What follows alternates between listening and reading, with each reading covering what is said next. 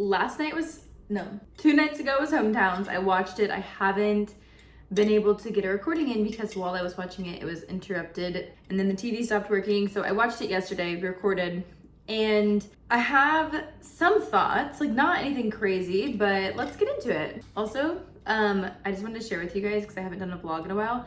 I've been obsessed with these little drinks. They're called Fungies. I only did like half a packet in this, and it looks like mud water. It probably is.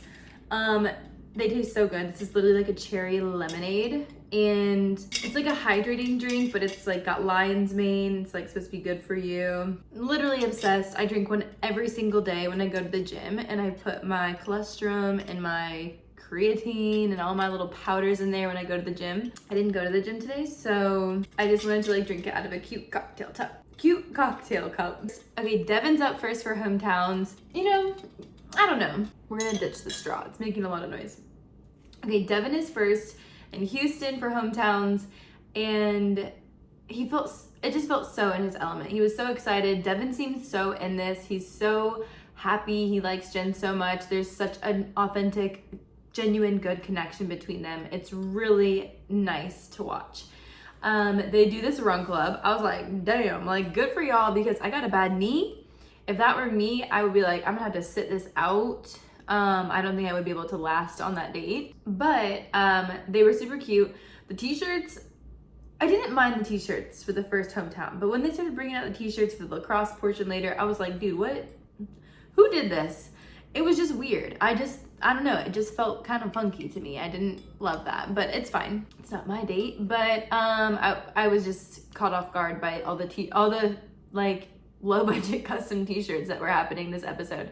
So then we meet Devon's dog, it's so sweet. Like, it's so nice when you see somebody that has such a sweet, genuine relationship with their pup. It is like, it's just heartfelt. You can't help but love that person even more. So really sweet interaction. Jenn seemed just, very comfortable. They go to meet Devon's family, and he says, as she knows, his upbringing wasn't super traditional, but meeting his dad, who has been in and out of his life, meeting his dad and getting his dad's approval is super important to him, which is understandable. But Devon made a comment. He said that he hadn't brought somebody home since college, but that he was worried that like his family wouldn't accept Jenn or something, and that he would, he really wants his family to accept her, and that's a really big thing for him.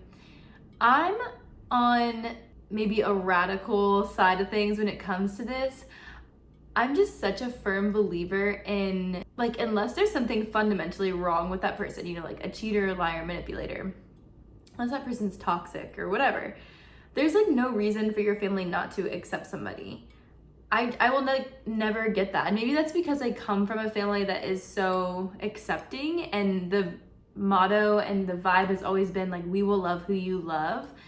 Obviously, unless that person's like abusive or something.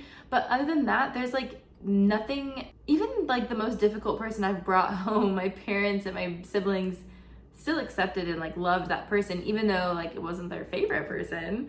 I don't know. I just think it was interesting to hear that, because based on how Devon seemingly feels towards Jenn, I just can't imagine, I don't know, like I can't imagine a world in which his family wouldn't be so excited for him. Like, oh my God, you've met this beautiful, kind, intelligent, funny, smart, whatever person. We're so excited for you. Like, I don't know, maybe that was just a storyline that the producers were like asking the questions like, oh, are you nervous? Like, what does it mean, her meeting? Maybe they just like led him to say those things. But I just can't imagine anyone's family not being so absolutely stoked for you to bring Jenn home. So I don't know, interesting little tidbit. Okay, and then Devon also made a comment that said he had not actually ever had like an example of a relationship working until recently with his mom and his mom's husband. And the mom, like Jenn talked openly about this with the mom, which it just feels like Jenn is already like getting comfortable with the family, and I love that. It felt really real. It's really hard, I think, when you don't have an example, and I think so many of us have examples or I don't even know how to say this, but it's, I guess the feeling it gave me is like, maybe I'm just like retrospect thinking a lot lately in general, but it kind of made me think through the process of like, how do you get what you want out of relationships? Like, unless you have one perfectly modeled for you, that's exactly what you want, which I think most people don't have that. Like, even myself I have the most incredible example I can think of a relationship. My parents, they are the best humans I know, and they are together and they love each other and they're in love and super healthy relationship. But like, I still want my relationship to look different. Like, I don't have one clear example of exactly what I want, because I'm different, because our generation's different, because my social experiences are different. So I need something different. But how do you get what you want if you don't have a clear vision or example of what it is? And so I don't know, I just hearing him say that just made me start thinking, like, what as people do we need to do to get the relationship that we want? Like, do you think about it, write it down, and then work your way backwards? Like, what does it take to have this? Like, what are the qualities I'm looking for in a partner? Like, what are the qualities I need to have in myself? Like, what are the non-negotiables? Like, what are the things we need to be aligned on? And I feel like that's kind of where my brain went after hearing that, was like, ask people, how do we get what we want out of relationships? And it seems like that's kind of the most logical thing. It really took me into like a good journal prompt for myself, where I was like, okay, I need to like break this down and like work backwards. But yeah, Devon's mom seemed a bit cautious, but really excited and really encouraging. And Devon also seemed a little bit like he's starting to get in his head a little bit. It kind of feels like, I don't know, I feel like Devon might be the one, just based on how he's feeling. It feels like, of course it's gonna be hard. Like, of course you're gonna be like, I wanna be the only one, and that this is starting to bother me and be hard for me. Like, of course, like that's so normal. And like, actually probably more normal than anyone who's like, yeah, this is totally normal and fine, and like, I don't mind, there's other people here. Like, I feel like his feelings are very valid, and I kind of like resonate with them. So kind of makes me think that there's like really something serious there. And I just hope he doesn't like spiral and like it get out of control and, you know, there's a mess. But yeah, Devon made a couple comments about like wanting to be the only one, and that it's really becoming hard that there's other guys here. Then we have Jeremy's hometown in Fairfield, Connecticut, I believe. That grocery store looked awesome. That was like the perfect date for them. I think Jenn said something that was like, this is the most Jeremy grocery store ever. And as I rewatched it the second time I had to watch it, I was like, oh my God, this is so on brand for him. I feel like we saw Jeremy's personality so much this episode. I am a Jeremy fan. I just think he's so funny. I think he would have been a great choice for The Bachelor as well. But this was an episode where we really saw him shine, and we saw his personality, his sense of humor. It was like, it was so perfect. It was very well done. I love that his aunt was in the grocery store. I'm sure that had to have been planned. I mean, it would have to have been planned. It's either that or she knew that they were gonna be there and she showed up. But either way, it was so funny. I have to say, that lobster roll that they were like mid-bite on, that looked so good. That looked so good. It's almost dinner time as I'm filming this, and I legit have a pizza waiting over there for me. A healthy pizza, but still.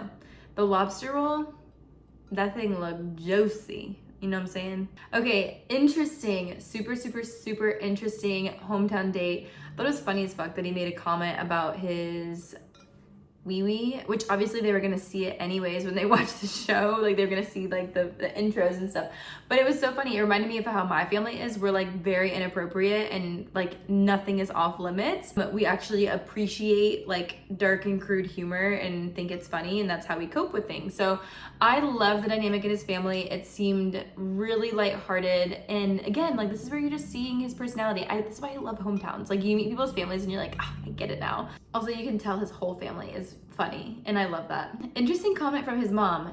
She said when Jenn described what she was looking for, that's not Jeremy.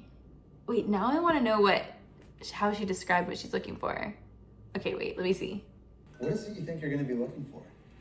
Well, Jesse, I'm really glad that you asked, because I feel like I'm looking for I'm looking for someone who has like a really big, like really big, like personality, you know, like a really good personality.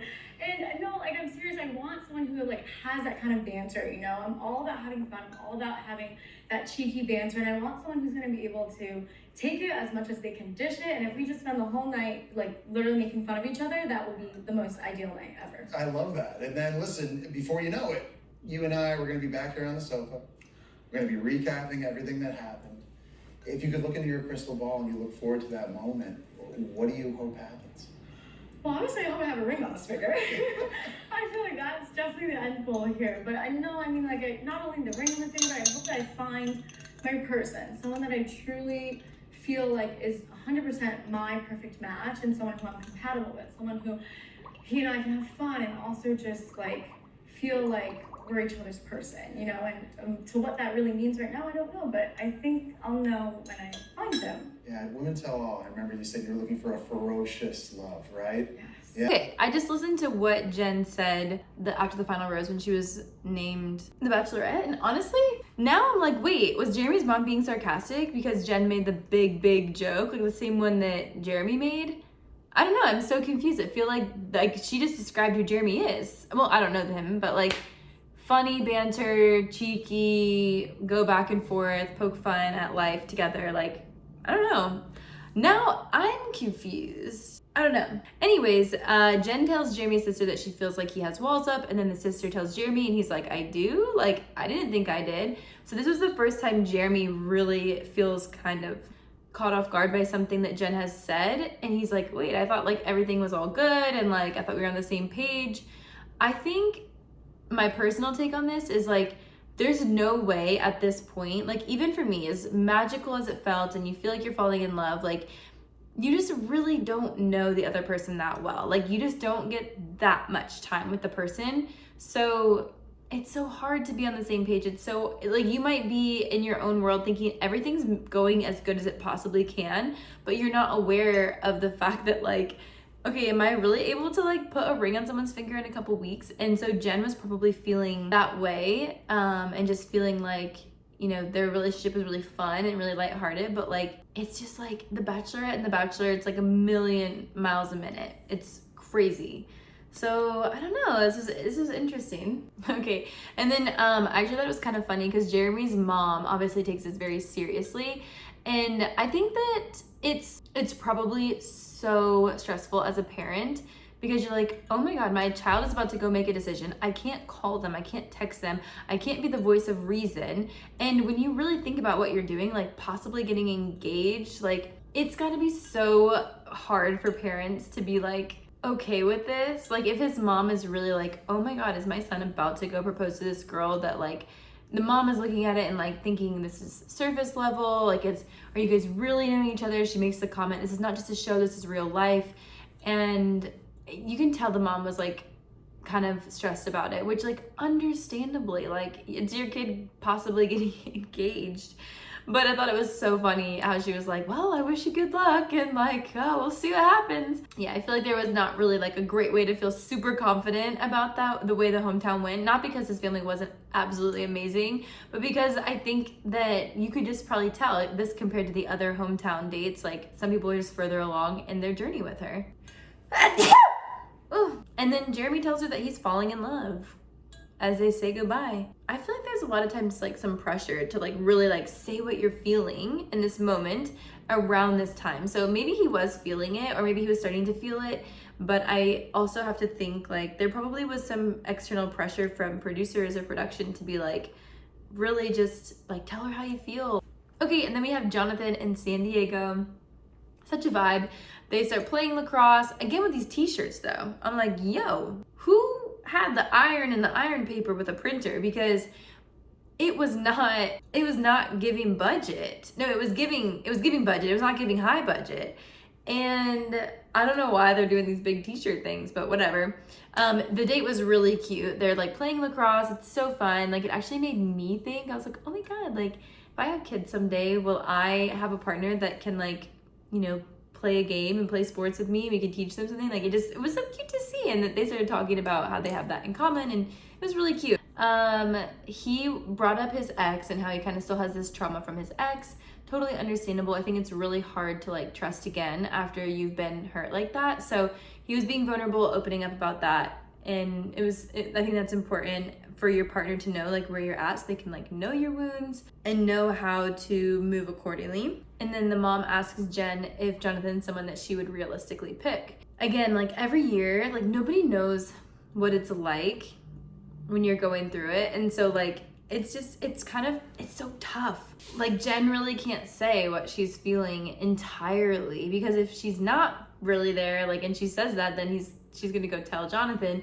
But Jenn hasn't really like figured out where she's at, and it's like there's still 4 people here. Like, yes, he's in the running, but like there's no great validation she can give because there's so much more ahead still. But then the mom, I think it was his mom, said something so sweet, like you either have to win big or lose big, and you have to put yourself out there to do that. And that was kind of in reference, I believe, to like having been hurt before. But I just thought it was such sweet advice. It was like just encouraging, and it like really instills that confidence that like at the end of the day you're gonna be okay no matter what, whether this is good or bad, if it's meant to be or if it's not, like you're gonna be okay. And that is like a parent instilling confidence in their child, and I love that. But I wrote in there that his sister was so sweet and sensitive. Love that. I put the little eye emoji like this. And his mom also loved that when she asked Jenn about her son, everything that she said was about his personality and his character traits. And she was like, she never once brought up looks. She never said anything about looks. So it wasn't like superficial. And I love that the mom like placed an emphasis on that a lot of it was about character. It was so sweet. And Jonathan, I believe, said that he said, I'm like falling in love with lots of different parts of you, or like I love so many different parts of you, something along those lines, where he like used the word love but wasn't saying like I love you. So yeah, it's so cute and exciting. It's fun to watch. I'm like, it's bringing me happiness. I feel like we have some really good, strong connections. Okay, and then we have Marcus in Tacoma, Washington. This is where it gets interesting. I think Jenn really likes Marcus and she wants it to be Marcus, but Marcus is stuck between really, really liking and love. And he's just like not sure where it falls. But he mentioned he doesn't want to miss out on a good thing in front of him, which I think that's a thing. I think that's like a really big realization for him, and probably stems from some kind of like, past wound of like, I think Marcus probably isn't ideally the person that's gonna like go slow. Marcus is not gonna be the type of person that's gonna like move fast, and this process moves so fast, and it's like such a commitment to get engaged. So I understand where he's coming from. And wanting to like slow things down and just go at their own pace, but at the same time, like the show is happening. So Marcus's sister instinctively at first was very much like protective, and I feel like even her walls were kind of up during the conversation with Jenn. And then Jenn got emotional and was talking about how much she cares about Marcus, and really just like showed her cards. And you could just see the way the sister like reacted. It's like she put her guard down and was like, oh, this is someone who really cares about my brother. And then they had just like such a great conversation and great connection. I loved it. It was beautiful. His sister really encouraged him to open up and let Jenn in. I thought that was beautiful, sweet. I loved it. And then Marcus opened up about wanting to be a father and started crying and being emotional. And that like just got me. That just really was so sweet. I feel similarly about being a mother and like not wanting, which I know is different for men and women. My reasons are maybe a little different, but like I feel that feeling sometimes too, of just like, oh, I hope I don't like lose out on the opportunity to be a mom someday. And him seeing this future potentially with Jenn, and like the process is so rushed, there's all this pressure, and he's like probably contemplating like, do I just let her go find this love with somebody else because there's people that might be there already, or do I take the chance on myself and risk rushing into this and it not being right, or do I risk losing her and losing potentially like an amazing life partner? So I think he's starting to also, along with Devon, which it makes me think that it might be the two of them at the end, because they're taking it very serious is what it seems like. And then they kind of cut to the guys all hanging out before the rose ceremony, and Jeremy's cracking us up. Marcus feels like he's behind. He feels like the other guys are like further ahead or further along or something. Devon's struggling with just feeling like he's really wanting an answer if it's him or not, which I also resonate with. I'm like, yeah, I'm not trying to like hang around. Like that was how I felt. I was like, okay, like this is fun, but I'm ready to go home if it's not me. And then I'm pretty sure Jonathan was just chilling. Jonathan seems very chill. So yeah, the guys were discussing, and Jenn ultimately sends Jeremy home. When I saw it the first night, I didn't get to watch the ending, but we did see a spoiler. And so like my friend was like, do you want to know the spoiler? I was like, okay, sure.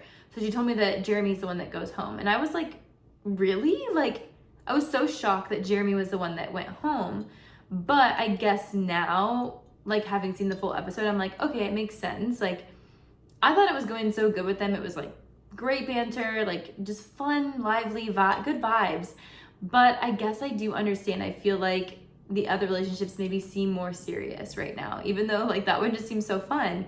But Jeremy ended up going home. He was so sweet and understanding, and he was like, I kind of felt blindsided, but he was so positive and genuine throughout it. I hope we see him on the beach next year or wherever, whatever they're doing with the Bachelor people next year, if it's the beach or something else. But yeah, I think that it made sense after watching the full episode. I was like, okay, this actually makes sense. But yeah, I'm excited to see what happens next. I don't know if it's mental or fantasy suites, but it should be juicy. Okay, thanks for watching. Bye.